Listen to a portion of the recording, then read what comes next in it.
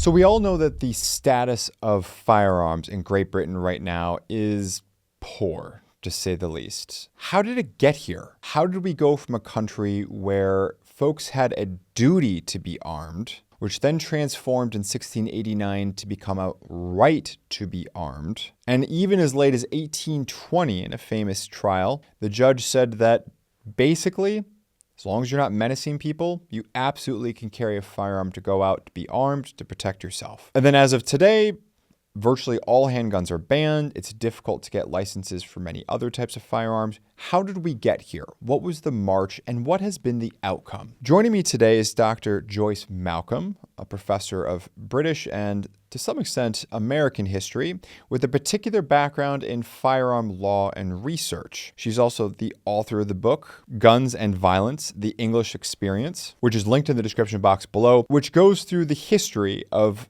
arms and weapons law in Great Britain and England and Wales particularly, all the way from King Henry II in 1181 through the current day.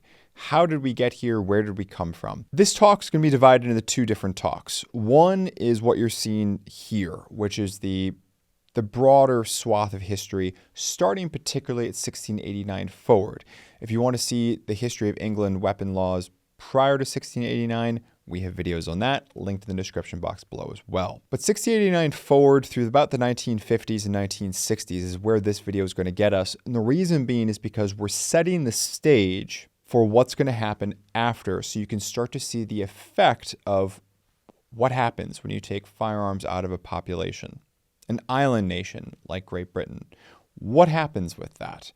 And that's going to be really the purpose of talk 2, is then dissecting the impact as best one can. So talk 1 sets the stage for that.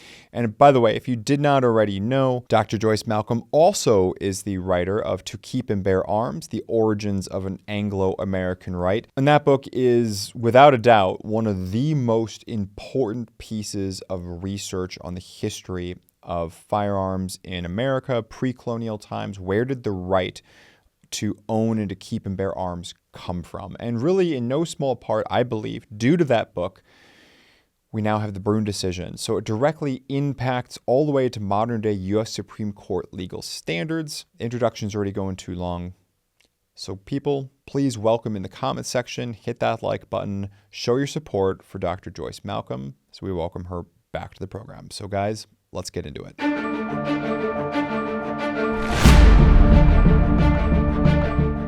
Professor Joyce Malcolm, welcome back to the program. Oh, thank you for inviting me back. Always a pleasure on not only my behalf, but of course for the audience as well. Anybody who's seen any of the comment sections for our growing catalog of videos knows both what a treasure you are and how appreciated it is that you come on and you share with us your wealth of information. So thank you on not only my behalf, but as well on behalf of the viewers. Well, thank you very much. I really enjoy these conversations, and I'm glad that people find them interesting. So today you're going to be guiding us through basically 1689 plus, going through English history. And at my invitation and your suggestion, we're going to be splitting English history. So we're going to be going from 1689 to the 1950s today, and we're going to be tackling the 1950s plus in a subsequent interview. But just to kind of give the viewers an overall angle on what we're talking about, that's where we're going. So without further ado, Professor Malcolm, take it away. Great. Thank you very much. I should just say one word about why I came to write this book.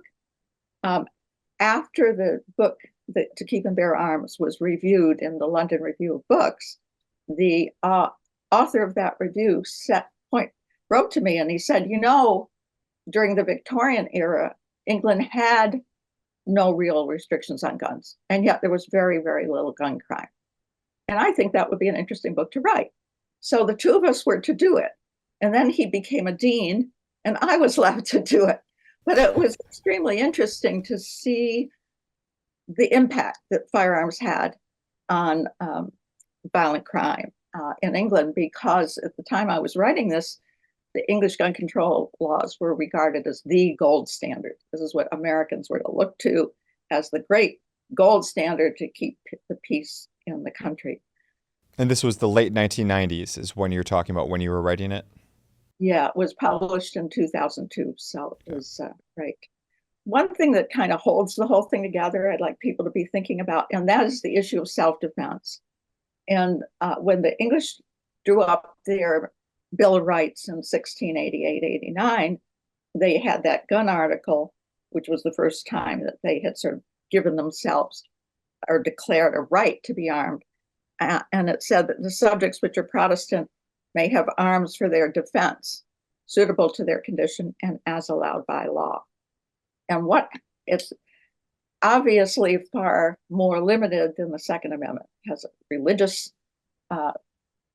parameter. It has suitable to your condition, which means, that if you're a wealthy person, you can have a lot of guns. If you're a poor person amassing guns, this may be a problem. And as allowed by law, left to Parliament really the way to structure the law around it. So it had all of these caveats, which the Second Amendment does not have. But what happened in the course of the 18th century, and by the time that we were drafting our Second Amendment, was that all those English restrictions pass away. That even when it was first drafted, there were 90% of the population were Protestant, and Catholics were allowed to have guns for their self-defense. Over the years, other restrictions passed away. There were some restrictions on having a gun for hunting, and that got taken away because guns were important for a farmer to shoot varmints, and so it was wrong to take those away.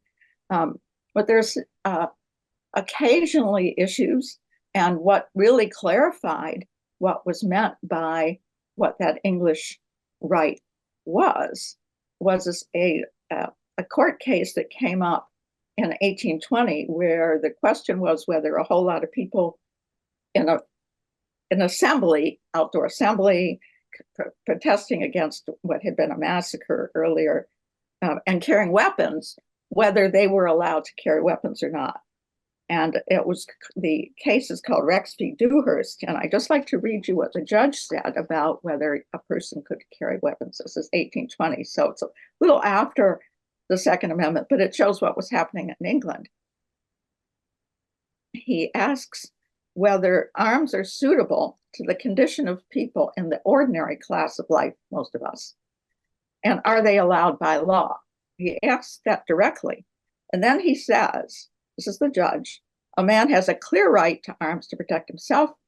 A man has a clear right to protect himself when he is traveling or going singly in a small party upon the road, carrying, where he is traveling or going for the ordinary purposes of business. The only restriction the judge had was that if there were a whole lot of people getting together with guns so as to really terrify and threaten, then that would not be protected. So basically, the right for the individual to have arms and to carry them and to protect himself and those around him in England was solid right through the 19th century. The government kept wanting to restrict it, as governments are doing and want to do, but Parliament wouldn't hear anything about it, wouldn't tolerate it. So back in 1870, they did get a kind of license bill for pistols, which they claimed to Parliament was a revenue measure. But if you look at the real agenda, it's not a revenue measure. That's their first attempt to license handguns. But since almost nobody was required to do it, there were all these exceptions. It isn't even a good way to know how many guns there were out there. But people were allowed to have guns, and yet when you get to the end of the 19th century, early 20th century, there's almost no gun crime. I mean, in London, which was the largest city, I think, in the world at that time, between 1911 and 1913, there were only 45 homicides with firearms in a city of millions of people.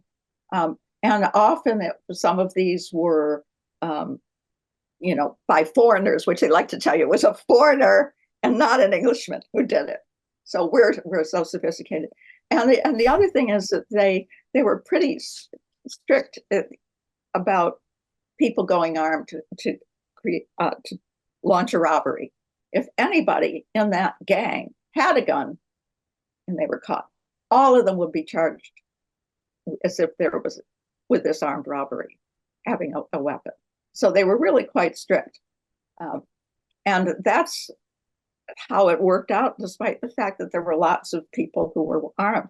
And those of you who like to read Sherlock Holmes might remember that occasionally when there's a bad guy getting away, the police are going after them, they have to borrow weapons from the passersby, which you love. Because when the police were first established in the 19th century, the people did not want them to be armed. The people could be armed, but they did not trust the police to be armed. They thought they would be, too oppressive. We don't want to have to worry about an armed police. So that was the beginning of this tradition of the English police carrying a truncheon, but not having a weapon. Thanks for making it this far in the video. I hope you're enjoying the interview as much as I enjoy making these interviews with Professor Malcolm. Please go ahead, show your support not only for this channel, but also for her and of course the Second Amendment by hitting that like button. It's simple, easy to do. Of course, if you just caught us while browsing through, welcome. We make all sorts of other content very similar to this, where we dive into history, current day events, we unpack legal decisions, lawsuits, you name it. Hit that subscribe button if you don't want to miss any future content, and join the discussion down below. What questions do you have for both myself as well as Professor Malcolm? She's turning into a bit of a frequent guest, and hopefully if we get enough questions, we can keep luring her back. So be sure to post those up in the comment field below. Also, we'll have links to a whole bunch of her books and other good stuff. I don't make a nickel off of it. I hope she does, but I don't. Go ahead, check that out in the description box below. Now back to the program. The first serious gun law that really restricted rights in England was passed after World War I, 1920. During the war, of course, there were millions of people fighting, armed, dying. It's a terrible war. And there was a lot of concern among those members of the government that these people are going to come back to Britain and they will be, in terrible shape, by the experience that they've had. But even a greater worry, we tend to forget it at this point, was that you had a Bolshevik revolution in Russia. And there were people in Britain who were sympathetic to the Marxist viewpoint and communism. There was a planned strike among workers. A lot of the men who were coming back were going to be getting paltry wages. So there was a lot of discontent in the country. There were all of these people coming back armed, and then there was this basic worry about a Bolshevik revolution. And so that is when Parliament passes this first 1920 Firearms Act. Now, it was, I think some of you will be familiar with the way they approached it. First of all, in order to get a gun, you had to go to the police department, and the police had to testify that you were a suitable person to have a gun and that you had a good reason to have it. And in Britain, the Home Office is responsible for the police throughout the nation. So it was the Home Office's duty to set the parameters of what was a reasonable person to have a gun and a good reason to have it. I was just going to say, it's the exact wording that they used was no one of an intemperate habit or unsound mind, I think is what it was. And you want to talk about, of course, our just recent U.S. Supreme Court decision in the New York State Rifle Pistol Association v. Brune struck down more or less the United States equivalent to that, stemming from the 1911 Sullivan Act, which effectively was a May issue New York law, which gave police total power and authority to play God about who was allowed to be armed and who was not allowed to be armed based on wishy-washy, non-objective factors. And so it is here. Yeah, exactly. And even, states like Delaware, Maryland, and others, New Jersey, had to decide that you need to have a really good reason. Your life needs to be threatened, immediately for you to be able to carry a gun. So those two standards were important at that time and flexible. And what happened with the Home Office was that they issued a series of directives to the police throughout the country that were classified. So Parliament never knew what they were. They were never debated openly. But those directives clamped down further and further and further on what was a good reason to have a gun. And even the first one, I just read you what the very first one was, apart from your being of an intemperate person. A good reason for having a revolver: if a person lives in a solitary house where protection against thieves and burglars is essential, or exposed to definite threats to life on account of his performance of some public duty. Now, it isn't that you had a definite threat to life because the guys down the road are out for you. You were, an official of the government, and that might threaten your life. So right at the beginning, they had this narrowing approach. And as I say, people didn't know. And there were objections from people. There was one man who had been a captain in the military in World War I. He came home and he couldn't get a rifle. He said, I don't understand why I can't get a rifle. It was all kept close and secret and confidential. And so that was just the beginning. And year by year, they tightened it. In 1946, after World War II, and of course in World War II, I guess America helped contribute to send guns to Britain because they didn't have that many. But after World War II, the Home Secretary told Parliament about it. I would not regard the plea that a revolver is wanted for protection of an applicant's house or property as necessarily justifying the issue of a firearm certificate. So even if you needed it to protect your property, that wasn't a good enough reason. So now we have a further clamping down. And then finally, in 1969, I'm getting a bit beyond the 57, but I'll go back to that. In 1969, we get the final iteration of this 1920 Act. And in this, it should never be necessary for anyone to possess a firearm for the protection of his house or person. And they actually included businesses like banks that were protecting money.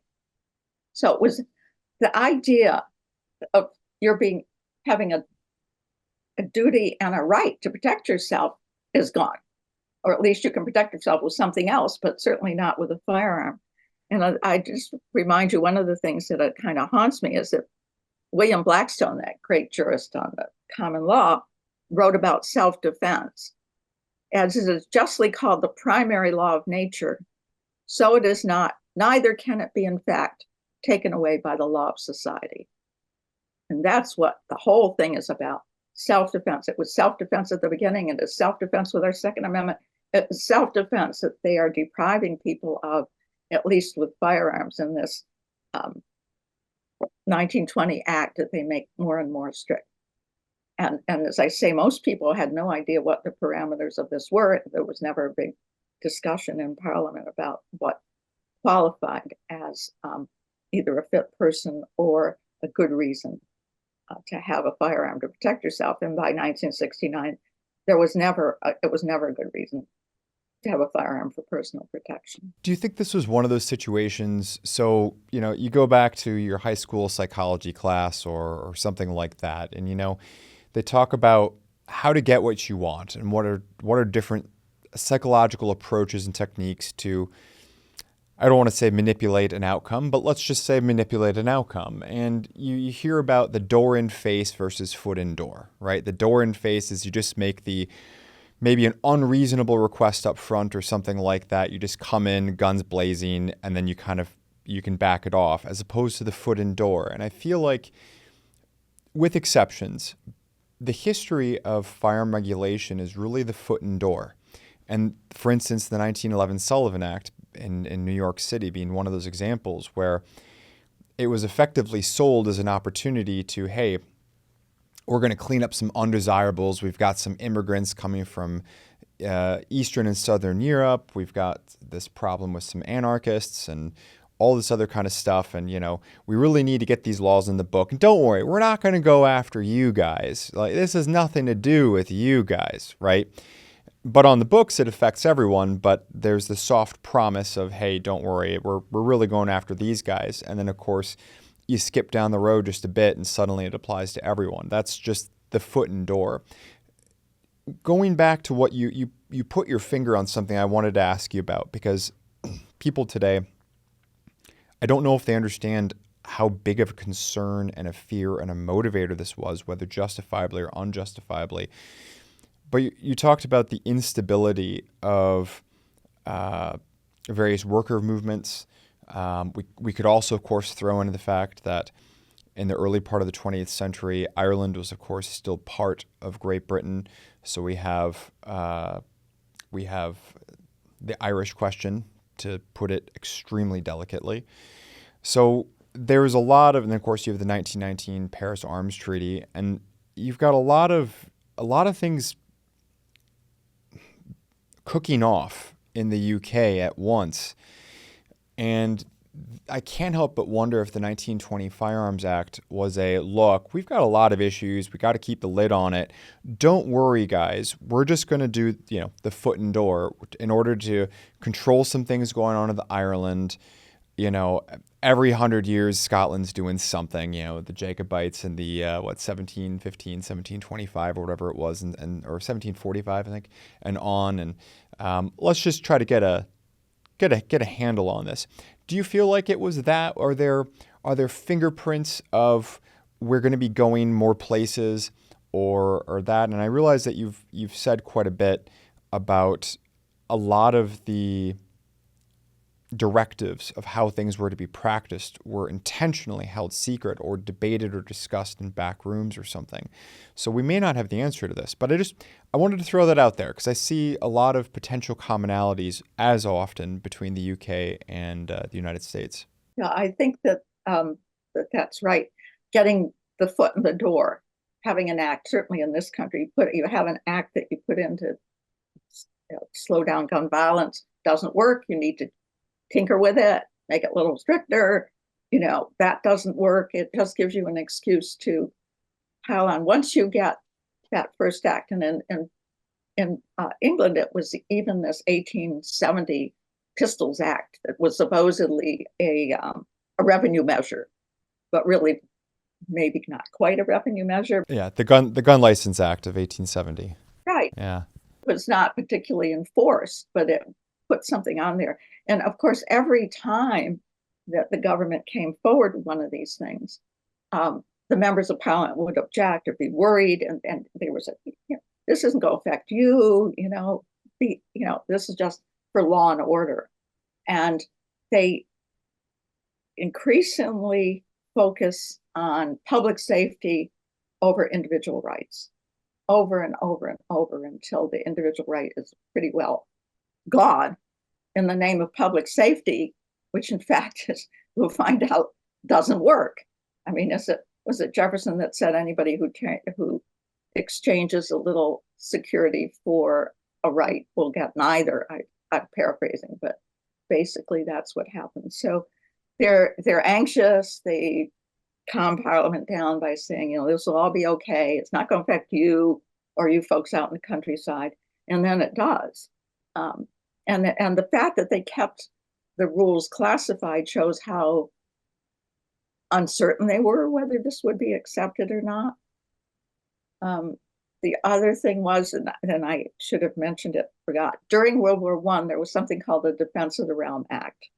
And often during a war, government takes on extra powers. And the Defense of the Realm Act gave the government a tremendous amount of power over firearms as well as everything else. And at the end of the war, those things are supposed to go back to normal. But sometimes governments are very reluctant to backtrack on powers that they've now got. So that was another issue for them. One thing that this is an aside, but I think it's a real tribute to the people in Switzerland. During the World War II, there were rules in Switzerland and regulations that came in. And the Swiss Constitution requires that the people have to approve a law, right? And the government in Switzerland wanted to retain some of these rules longer, but the people wouldn't hear of it. And so they went right back to everything that they had before the war. I mean, at other places, the ordinary public doesn't get that kind of privilege. But the government taking power in a war is something you really need to watch, just like we worry about surveillance because of 9/11 and other issues. That those are the times when you're most likely to lose individual rights and have a new precedent for central power. And so the gun issue coming in at that point, and then again in 1946, I think is an example of that. You have used the word they. So I feel like the they, when we're talking about gun control, can vary significantly from place and time, right? Whether it was the British monarchy in the colonies in the 1750s, 60s, and of course 1770s, culminating on April 19th, 1775. Whether we're talking about bigots in the South following post-Civil War Reconstruction, right? The they changes depending upon time and place. Who, and maybe there's no simple answer to this. Who's the they in English history? You mentioned that they were able to calm Parliament down across the 19th century. Is this the monarchy or these factions within the parties? I mean, since the majority party in Parliament is the executive, and it was the executive, the prime minister and the cabinet, who are making these decisions. And so it's extremely hard to get at their personal papers. When I was working on this book, I was in Britain and I went to their public record office. I could not get the confidential papers of the cabinet for this 1950 act or the 19. I mean, they keep those for years. So they're only, odd letters can you get. It's they hold on to those documents. So it's often very hard, but it's clear from the statements in Parliament when they're trying to get these laws passed and the assurances from the Attorney General and others, this is going to, we need to do this, it's going to be fine, where you can get a sense of what the they are up to. And the they are the executive. And if there's one thing that everybody in constitutional law knows, it's that it's very hard to control the executive, whether it be a king, a parliament, or a president and his agencies. The executive is difficult, and so they were executive in Britain was able to put in this 1920 Act, and then quietly through the Home Office agency make it more and more restrictive. If they had started out with the first thing that you can never have a gun to protect yourself or your property, would never have gotten through. But behind the scenes in confidential memos to the police, that's what they were able to do. Right, the incrementalism and then basically working through the bureaucratic state in order to take away people's weapons and their right and their ability to defend themselves. And the Home Office actually is in charge of the police throughout the country. We don't have that. So when they issue an order to the police throughout the country, those are their marching orders. In the last 20 to 30 years in the United States, and even before that, the Second Amendment and our right to bear arms has become a political football, right? And with some exceptions, it's pretty clear that if you just said, I'm going to pick a generic Republican and a generic Democrat, we could probably make some assumptions that are going to be reasonably fair about who supports what. And again, the matter of degree will vary, but it's going to be there.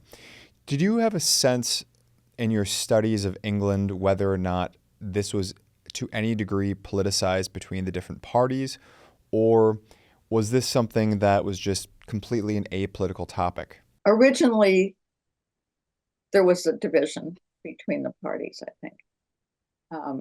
And there was the country party that supported people's individual rights to be armed, to live their own lives, not to be under constant regulations.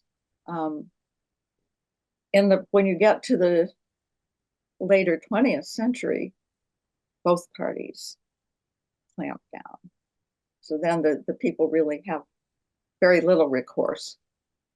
But originally, there was a difference between the country party and, the more urban party that felt that what really counted was law and order and safety, and that it was up to the government to ensure that and not worry about having the people have any control over it. Yeah, I recall some years ago now watching an interview with, I think by then he was out of office, or maybe it was before he came into to the office of being the prime minister. But I believe it was Mr. David Cameron, who he was talking about the American Second Amendment culture, or that question was thrown to him, and he admitted to the fact that he just did not understand the American Second Amendment culture, and he cited it as one of the unique and contrasting characteristics that separates conservative parties from different countries, is that the conservative countries are often informed by history and tradition, as opposed to, by contrast, the left-wing parties, which are reasonably comparable depending upon where you go to place in time. Obviously, their degrees vary, but I thought that was very interesting that he had no concept or understanding of why Americans, regardless of political stripe, right or left, but why Americans who are pro-Second Amendment are pro-Second Amendment. It just escaped him. They call us a cowboy country. I mean, they really do not understand. I mean, when I worked on that book on the English history To Keep and Bear Arms, people in England did not care about the issue. They didn't even know they'd had a right. It was an American question. That was why it hadn't been done. It was an American question of English history. And they were not interested, and they really don't understand. And Blackstone puts it, it's self-defense. They interpret self-defense as vigilantism. You're making yourself the judge and jury. You don't have a right to do that. Society will protect you. You should just leave it to the professionals. And very few of us feel confident in that. There's one other law that I would like to bring in that I think will give you a more insight into what's going on. I've got, and that was in I get the exact date, 1953. It was called the Prevention of Crime Act. In the 50s, you had juvenile delinquents. You had these kids running around with bicycle chains and causing mayhem. So there was this uptick in crime, although not so much as the government claimed, right? And so they drew up, the administration at that time, the executive, drew up this 1953 Prevention of Crime Act. What did the Prevention of Crime Act do? Carrying any item that could be used in defense was an offensive weapon and illegal. You had no right to carry anything in a public place that you could use to protect yourself if attacked, because that was an offensive weapon. And I must say, it's very hard to think of something as just a defensive weapon, right? Any item. And of course, there was a lot of concern in Parliament about this. That there were facets of it that were terrible. You were guilty until you proved that you had a good reason for carrying that item. That was an innocent reason, or that you had been threatened very specifically that day or two by somebody, and you could maybe carry it for a day or two, and then afterwards, no. So this was, we have these juvenile delinquents. This will never affect any of you guys sitting in Parliament, and everything will be fine. It won't make any difference. But people were arrested for carrying a pickaxe handle, a broken milk bottle, a stone, a drum of pepper. I mean, you wouldn't believe the things people were arrested for. And it was any item that they could protect themselves with. I remember the only thing I guess they couldn't ban umbrellas because they absolutely need them. But basically, it was saying you don't need to do that. The government will protect you. Society will protect you. There was one member of parliament that referred to a woman who worked in the parliamentary buildings. And on her way home, she had to cross this lonely heath at night. And she kept in her handbag a knitting needle to protect herself.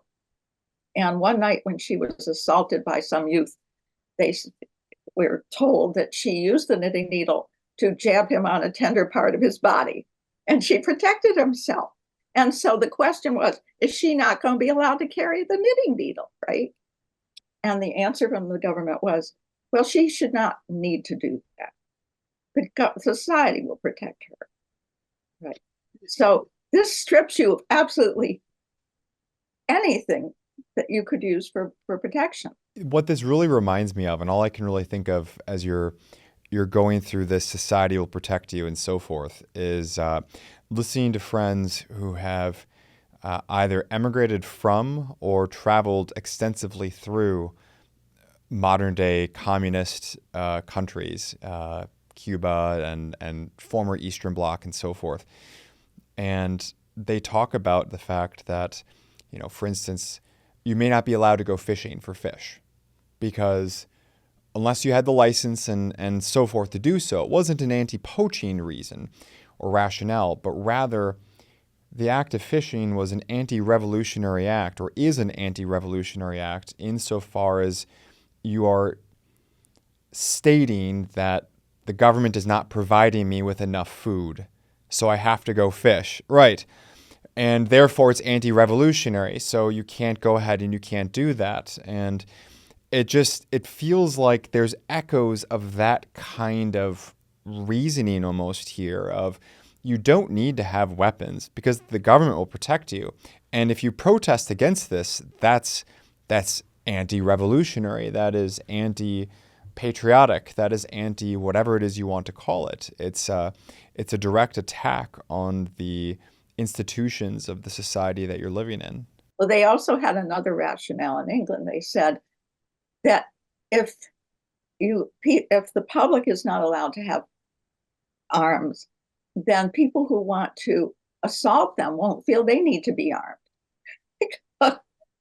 Great, they should decide what level of arms. So therefore, you will be vulnerable to whatever they feel is right. The bad guys already choose the time and place, and now we can ensure that they'll also have the edge on the weapons. And they're only going to strike when they know that they're going to win, or they strongly believe that they're going to win. So why don't we just guarantee that they'll only find unarmed victims, and hopefully that will lower the level of violence.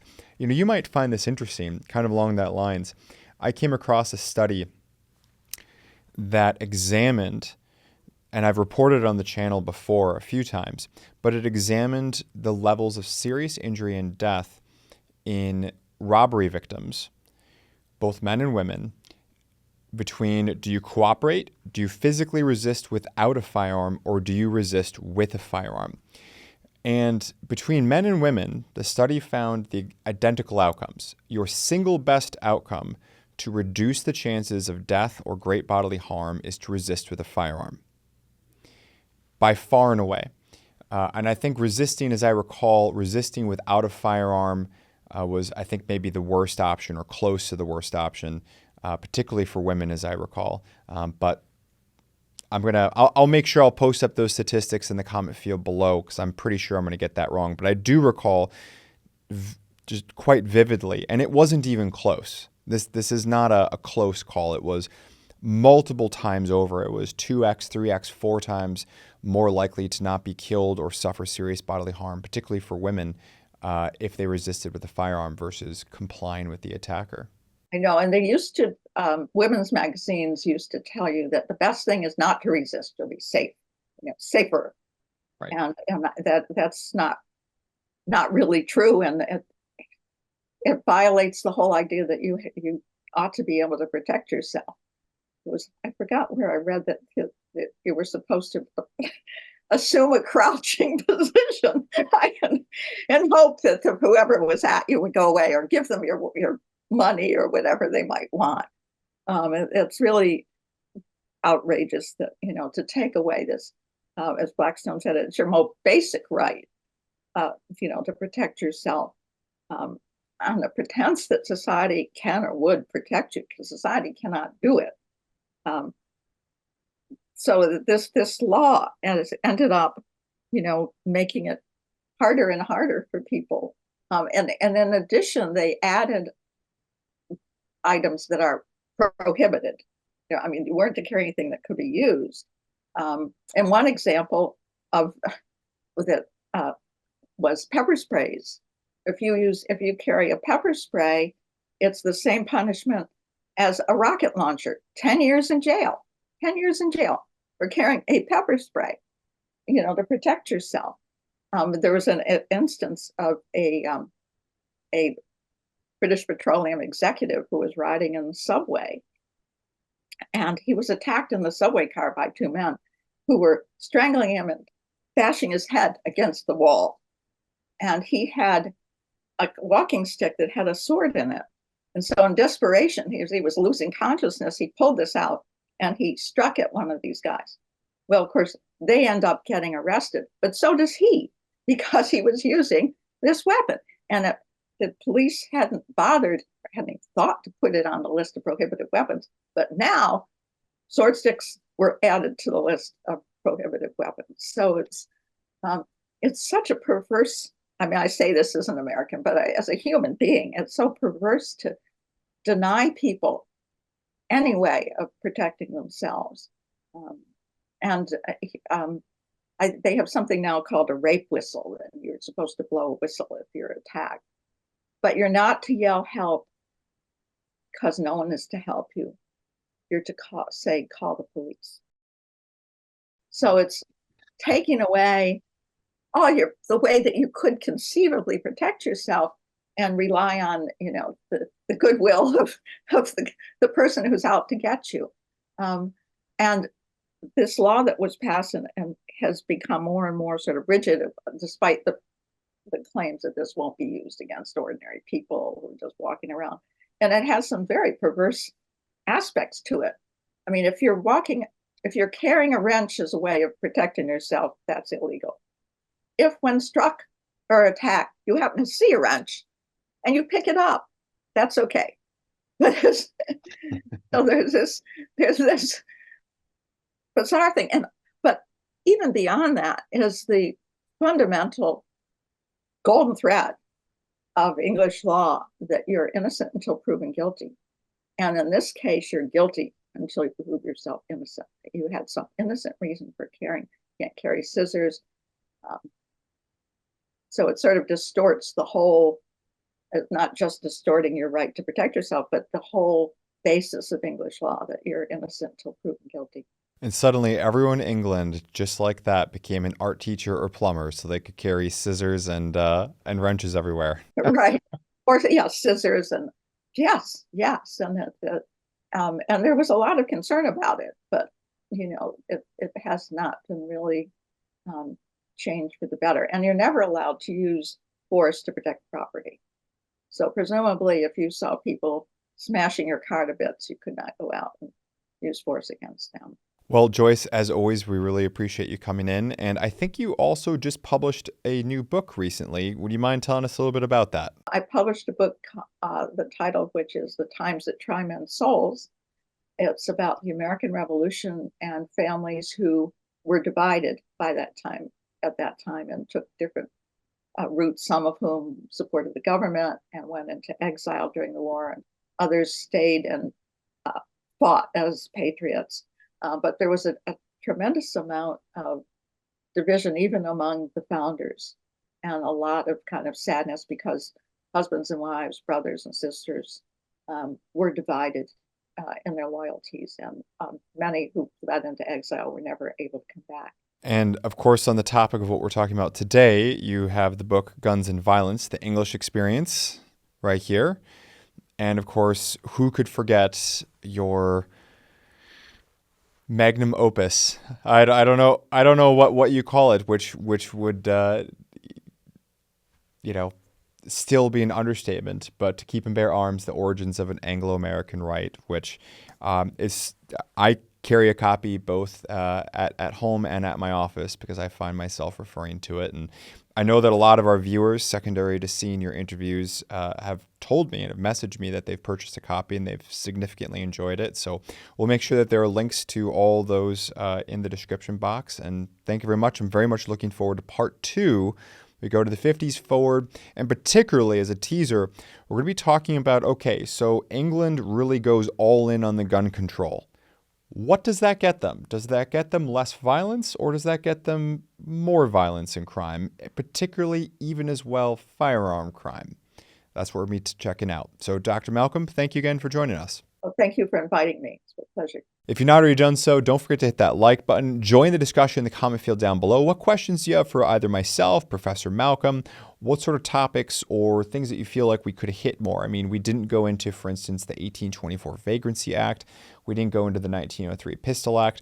There are things that we didn't go into, but there were reasons because we're trying to not make this a 10-hour lecture. So rest assured, we're aware of the existence of these other acts, and you can go into the 1800s and 1700s and so forth, but we're trying to make this accessible. So just be gentle with your comments in the comment field down below as well. All right, now let's get to our ever popular quote of the day. This one comes from noted Roman thinker and speaker Seneca. Quote, "A sword never kills anybody. It is a tool in the killer's hands." Not everyone's going to like that one, but that's okay. Thanks for sticking with me. I'll see you in the next one. Thanks for sticking around to the end of the video. If you enjoyed this one, please feel free to check out some of our other great content, and we'll see you in the next one.